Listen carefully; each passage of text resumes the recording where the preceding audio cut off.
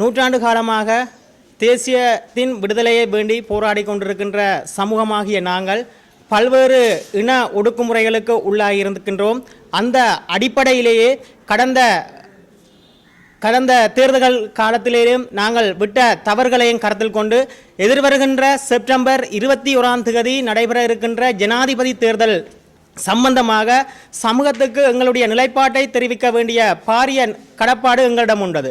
திட்டமிடப்பட்ட முறையில் கட்டமைக்கப்பட்ட இனப்படுகொலைக்கு உள்ளாக்கப்பட்ட எமது சமூகம் கடந்த கால தேர்தல்களிலே இனப்படுகொலை புரிந்த தரப்புகளுக்கு ஆதரவளிக்கப்பட்டு பரிகார நீதி வேண்டிய எமது சமூகம் தவறாக தமிழ் தேசியம் பேசுகின்ற அரசியல் கட்சிகளால் வழிநடத்தப்படுவது மிகப்பெரிய தவறாகும். அந்த அடிப்படையிலேயே இம்முறை தேர்தலிலே பல்கலைக்கழக மாணவர் ஒன்றியமாக நாங்கள் 2 விடயங்களிலே மக்களை அணிதிரட்டுவதற்கு அழைப்பு விடுத்திருந்தோம். ஒன்று பொது வேட்பாளர், மற்றது தேர்தலை புறக்கணித்தல். அந்த அடிப்படையிலே தற்காலத்தில் பொது வேட்பாளர் என்ற கருத்தியல் தற்காலத்தின் தேவையாக காணப்படுகின்றது. அந்த அடிப்படையிலே யுத்தம் முடிந்து 15 வருட காலங்கள் பூர்த்தியான நிலையிலும் மக்களை தேசமாக அணி திரட்டுவதில் சகல தரப்புகளும் தோல்வியடைந்துள்ளன. அரசியல் கட்சிகளும் இதற்கு முழு பொறுப்புகள் கூற வேண்டிய ஒரு கட்டமைப்பில் உள்ளார்கள்.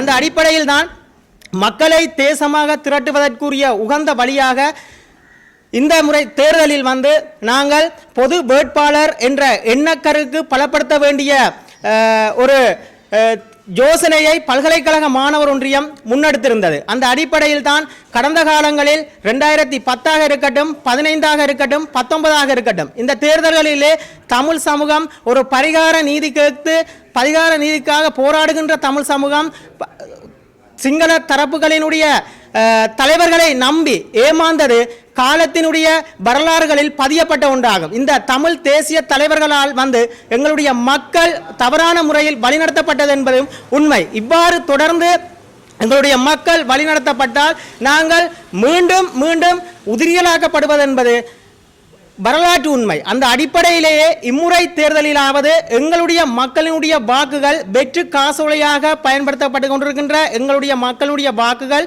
இம்முறையாவது மக்களுடைய உரிமைக்காகவும் பன்னாட்டு சமூகங்களினுடைய கவனத்தை ஈர்க்கவும் மக்களை தேசமாக அணிதிரட்டவும் எங்களுடைய மக்களுடைய ஒவ்வொருவருடைய வாக்குகளும் வலுச்சேர்க்க வேண்டுமென இந்த இடத்திலே பல்கலைக்கழக சமூகமாக வேண்டி நிற்கின்றோம். அந்த அடிப்படையிலேயே கடந்த கால தேர்தல்களிலே நடைபெற்ற தவறுகளையும் கருத்தில் கொண்டு அனைவரும் பொது வேட்பாளர் என்ற எண்ணக்கருவுக்கு நாங்கள் வலுச்சேர்க்க விதமாக வடக்கு, கிழக்கு, மலையகம், ஏனைய இதர பகுதிகளில் வாழ்கின்ற அத்தனை தமிழ் மக்களும் இந்த ஒற்றுமைக்கு வெற்றிக்கும் வலி சேர்க்குமாறு இந்த நேரத்திலே பல்கலைக்கழக சமூகமாக அழைப்பு விடுகின்றோம்.